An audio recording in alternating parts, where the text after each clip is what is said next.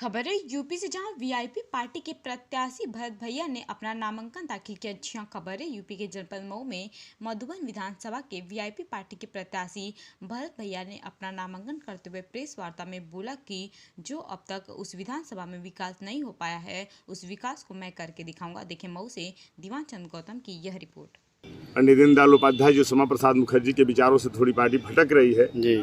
और निश्चित रूप से अंतिम समय जब टिकट वितरण का आ रहा है, महीना दिन से 15 दिन, जी, कोई न कोई व्यक्ति हावी हो जाता है टिकट वितरण पर। संगठनात्मक सारी इकाइयां हमारे साथ थी, सबका आशीर्वाद मेरे साथ था, चाहे वो जनपद हो, मंडल हो, क्षेत्र हो, प्रदेश हो, चाहे वो अपना मात्र संगठन हो, चाहे वो।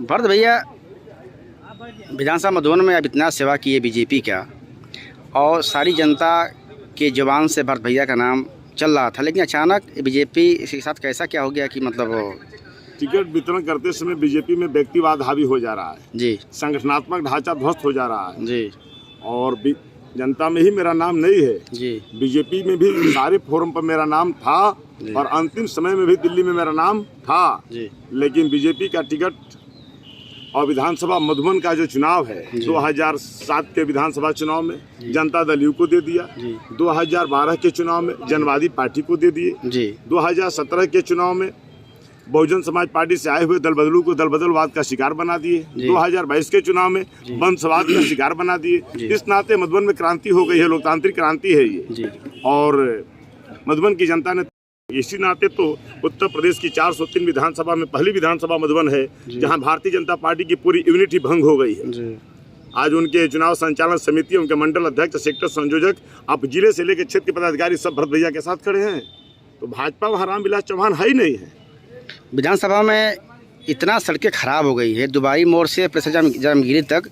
पिछले बार दारा सिंह के प्रतिनिधि अवतार सिंह ने जबान दिया था, वादे भी किए थे कि ये सड़क बन जाएगी, एकदम पूरा टूट गई है। और हर साल बाढ़, आप जानते ही हैं बाढ़ का।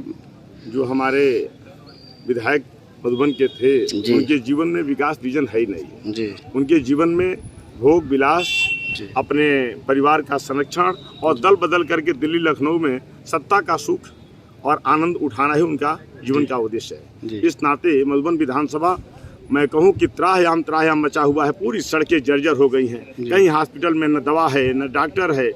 पूरी इलाका, लाखों आबादी जलमग्न और बाढ़ से प्रभावित होकर के 5 से 4 महीने यानी बंधे पर रहने के लिए या तो मकान के छतों पर रहने के लिए, या तो हजारों आबादी कटान से प्रभावित तक, जब तक कि उनके हड्डियों में गांठ नहीं बन जाती है, उनका एक्सरा नहीं हो पाता है। तो इस जनपद को एक विकास की नई ऊंचाई पर ले जाऊंगा और मधुबन विधानसभा से देवरांचल का विकास ऐसे होगा जिसको उत्तर प्रदेश लोग देखने आएंगे।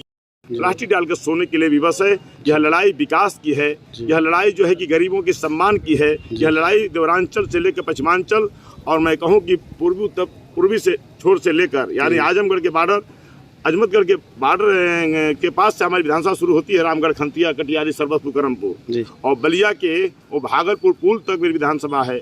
67 किलोमीटर लंबाई है। कुछ नेता ये भी कहते हैं कि भरत भैया यहाँ के हैं नहीं और बलिया से आते हैं। ये तो वहाँ जाके जनता से पूछे कि भरत भैया यहाँ के हैं कि कहाँ के हैं। मुझे लगता है कि मधुबन विधानसभा के जनता के दिल में भरत भैया रहते हैं। मैं प्रजा दाखिला भी किया हूँ, देख लीजिए। विधायक होने के बाद आप क्या देंगे मैसेज जनता को? विधायक होने के बाद तो पहला मैसेज होगा परिवारवाद, वंशवाद और पूंजीवाद पर चोट का परिणाम ही मैसेज हो जाएगा। और दूसरा मैसेज होगा मधुबन के विकास को, मऊ जनपद के इस विकास को। जिस जनपद में जिला हॉस्पिटल में 2 साल तक एक टेक्नीशियन नहीं था, यहाँ के जनप्रतिनिधियों को लालच है कि यहाँ के लोगों को एक्सरे कराने के लिए चोटिल होने के बाद किसी मनबड़ गुंडों के द्वारा मार खाने के बाद उनको महीनों